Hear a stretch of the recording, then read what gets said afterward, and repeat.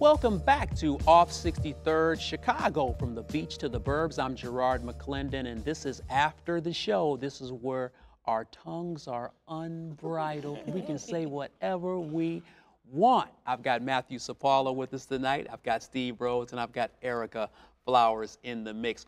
Let's drift away from tonight's topics and talk about something that I wanted to open the show with, but I was so excited that I never got to it. Briefly, in a nutshell, tell me what your websites are about.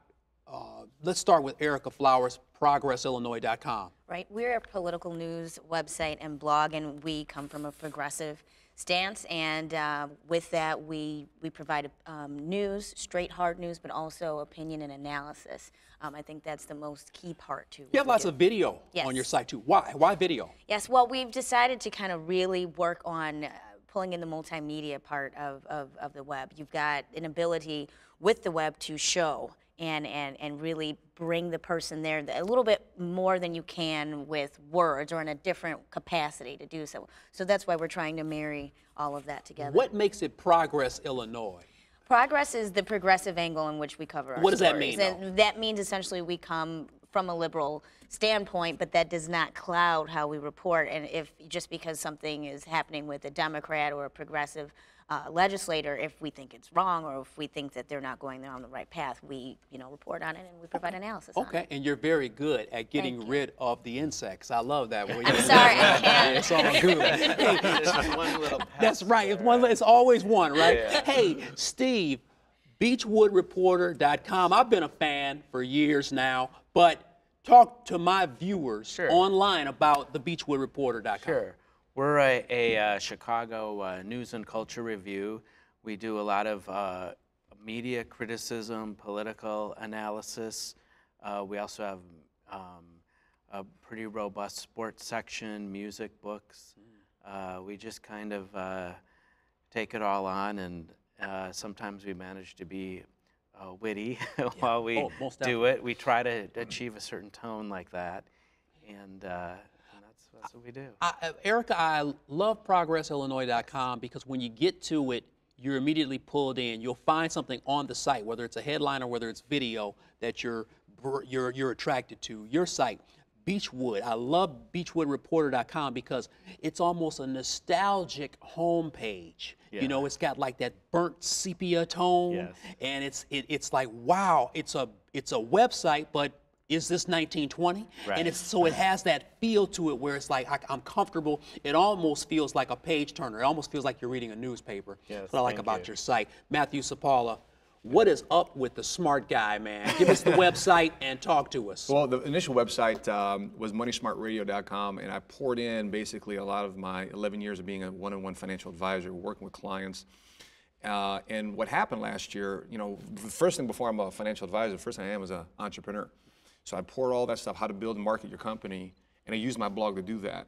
And we eventually sold that blog to another personal finance site. So as you know, the Chicago Now hired me on as one of their bloggers at moneysmartguy.com. And really the focus of the blog is to help people transform the way they think, the way they feel, and they reach towards financial independence and financial, maintain their financial dignity.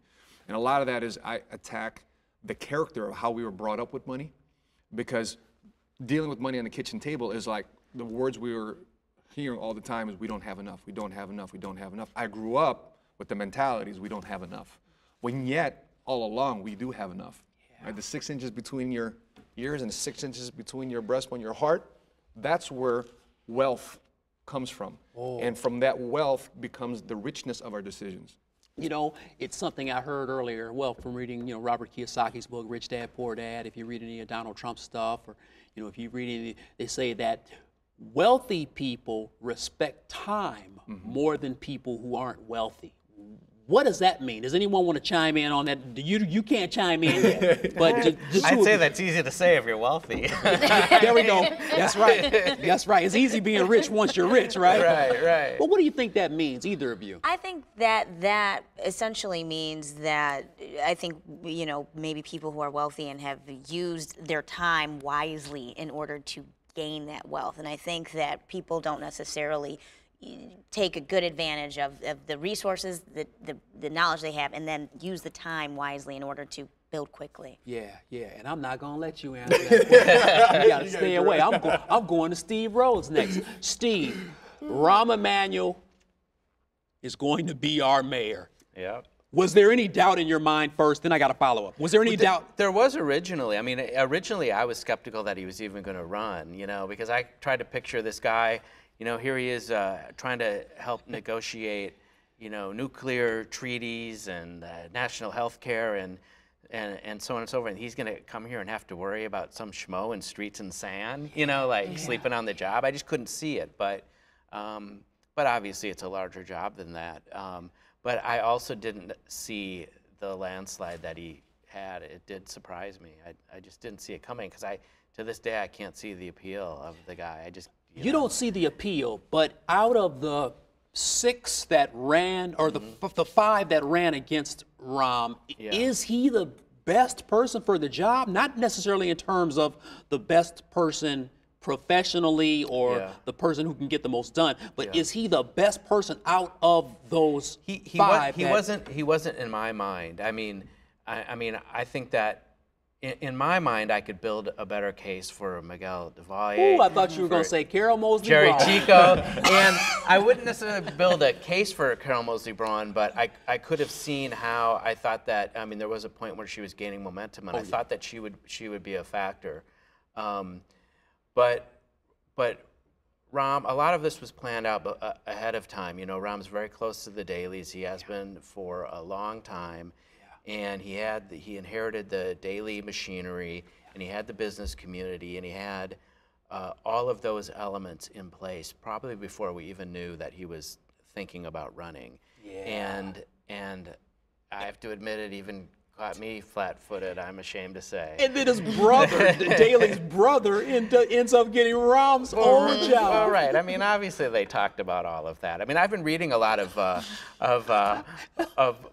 political. I've been going back through a lot of the books written about politics, national politics, the last couple of decades. Going through the index or through Google search and putting in Rahm Emanuel and just, and this guy is just such a nasty, insidious political operator. Pit bull. Who clearly this was, and also kind of a very cynical strategic thinker, and so clearly this was all mapped out. There's no question. Aricka, I'm going to talk about, is Rahm Emanuel good for the south and west sides of Chicago? Formulate your answer. Matt Sapaula, help me out, man. All right. Rahm Emanuel had an amazing ability to raise money. Oh. 12, 13, 14, $15 million for this campaign. Flies to California, hooks up with his brother, biological brother, hooks up with Steve Jobs, CEO of Apple, hooks up with a lot of other influentials in Hollywood because his brother works in Hollywood. Right. Was he a shoe-in to win?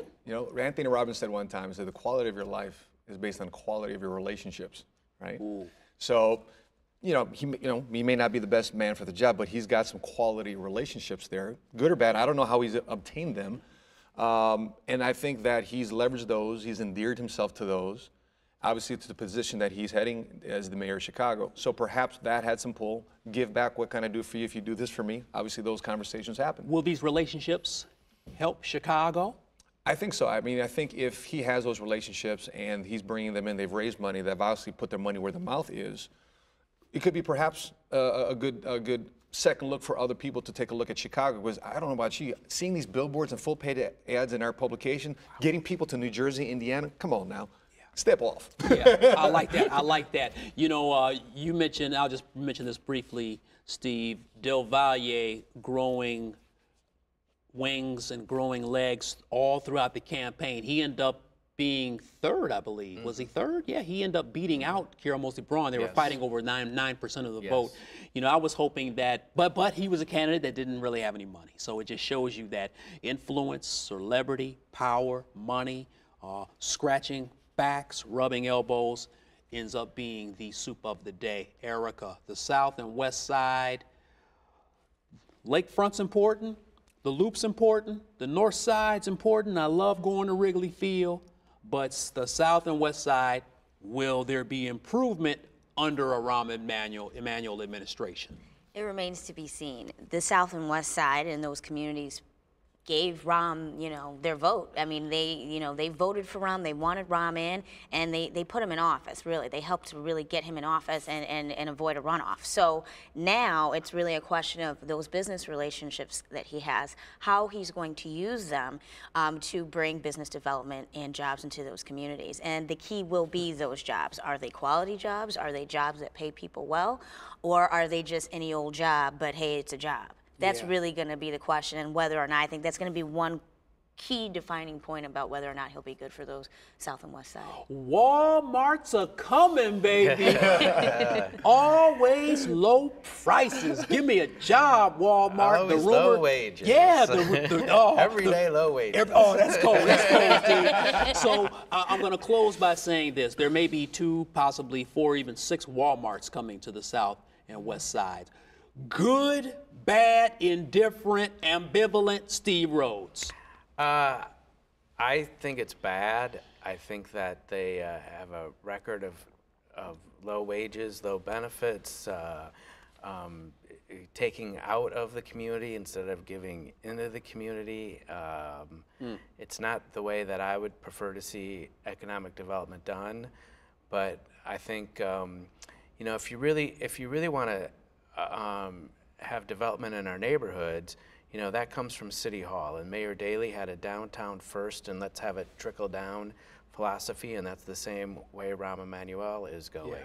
That's why I like DeValier. He wanted to put the neighborhoods first, like Harold Washington. Yeah. But that's just not the way, though, even folks in those neighborhoods saw it, as you say. Yeah. Aricka, and I'm going to close with you, Matthew. The new Chicago, the new millennium Chicago, Chicago new media, do you see some sort of vector type change occurring in Chicago where it truly becomes the epitome of the world-class city again? Do you see that in the next 10, 20 years? I don't know. It's a tough question to answer. I mean, we've got a serious budgetary issues that we need to take care of, underfunded pension funds. So there's a lot of things that need to be addressed in order for us to get on track to being that world-class city. So I couldn't say that I really am positive about it, but I have good hopes. And we didn't get the Olympics. No. I don't necessarily know if I was on that train, right. But. Matthew, you close us out, man. Should Chicago just hire you to save the day? I can see Matthew Sapaula, with a cape on and everything. Talk to me, man. I mean, what one thing would Matthew Sapaula and your firm do to improve the economic state of Chicago? Just give me one thing. Definitely make financial education part of the curriculum within our public school system, starting from having financial conversations from when kids are in kindergarten. It's amazing how in this country, in this city, we can get a master's degree, we can get a PhD, but when it comes to managing our money, we're still all at the kindergarten level. And I think that lack of financial education, people financially perish because they end up spending themselves and they don't understand their own financial capacity, and they lose out on so much potential because their financial resources aren't there. I mean, there's so many people right now taking advantage of this real estate economy in Chicago that are already wealthy because they have the cash to do it. I'm looking at the common person who's got $900 a month rent, $600 a month rent. Had they planned their finances appropriately, they could have converted their rent into a mortgage and bought what was before a $200,000 house for $90,000 today, especially here in the South Side and the West Side. And that's what a lot of my friends are doing here in the South Side of the community. We're taking these homes and educating people how they can manage their budget so they can still live their American dream. Yeah, Matthew Sapaula, the king of compound interest. I'm getting my nicknames together here. Steve Rhodes, the reality website, fact-based journalism guru.